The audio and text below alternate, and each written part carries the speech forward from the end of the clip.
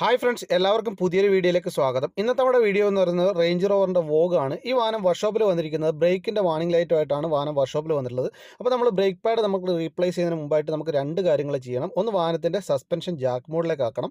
അതേമാതിരി തന്നെ suspension Jack mode നമുക്ക് ഈ സ്വിച്ചിൽ പ്രസ് ചെയ്ത് ഹോൾഡ് ചെയ്ത് പിടിച്ച് കഴിഞ്ഞാൽ സസ്പെൻഷൻ ജാക്ക് മോഡിലാവുന്നതാണ്.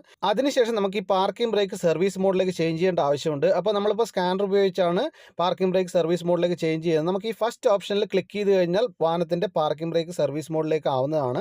അപ്പോൾ നമ്മളിപ്പോൾ സർവീസ് മോഡിലേക്കൊക്കെ ചെയ്തു. അതിനുശേഷം നമ്മുടെ സുധീഷാണ് ഇതിൻ്റെ ബ്രേക്ക് പാഡും കാര്യങ്ങളൊക്കെ റിപ്ലേസ് ചെയ്യുന്നത്. ഈ വാഹനത്തിൻ്റെ ബ്രേക്ക് പാഡ് തീർന്നു കഴിഞ്ഞാൽ വാണിംഗ് വരുന്നതിനായിട്ട് രണ്ട് സെൻസറാണ് വാഹനത്തിൽ കൊടുത്തിട്ടുള്ളത്. ഒന്ന് വാഹനത്തിൻ്റെ റിയർ ബ്രേക്ക് ഡിസ്കിലും ഒന്ന് വാഹനത്തിൻ്റെ ഫ്രണ്ട് ബ്രേക്ക് ഡിസ്കിലും.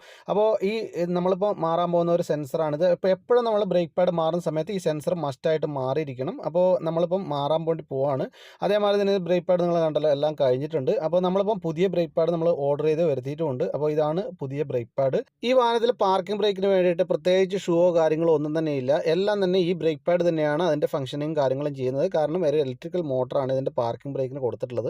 അപ്പോൾ നമ്മൾ പുതിയ സെൻസറും നമ്മൾ വരുത്തിച്ചിട്ടുണ്ട്. അപ്പോൾ പുതിയ സെൻസറാണിത്. അതേമാതിരി തന്നെ നമുക്ക് ബ്രേക്ക് ഡിസ്ക് നമ്മൾ ഈ വാഹനത്തിൻ്റെ റീപ്ലേസ് ചെയ്യുന്നില്ല. നമ്മളൊന്ന് സ്കിമ്മിംഗ് ആണ് ചെയ്യാൻ പോകുന്നത്.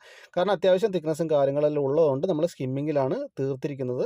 നമ്മൾ വർക്ക് കഴിഞ്ഞ് കഴിഞ്ഞാൽ നമ്മൾ വീണ്ടും സ്കാനർ കണക്ട് ചെയ്ത് നമുക്ക് ഈ രണ്ടാമത്തെ ഓപ്ഷനിൽ പോയിട്ട് നമുക്ക് സർവീസ് മോഡ് ചേഞ്ച് ചെയ്യണം. അപ്പോൾ നമ്മളിപ്പം വർക്കും കാര്യങ്ങളെല്ലാം കഴിഞ്ഞു. ഇപ്പം നിലവിൽ വാണിങ്ങോ കാര്യങ്ങളോ ഒന്നും തന്നെ ഇല്ല.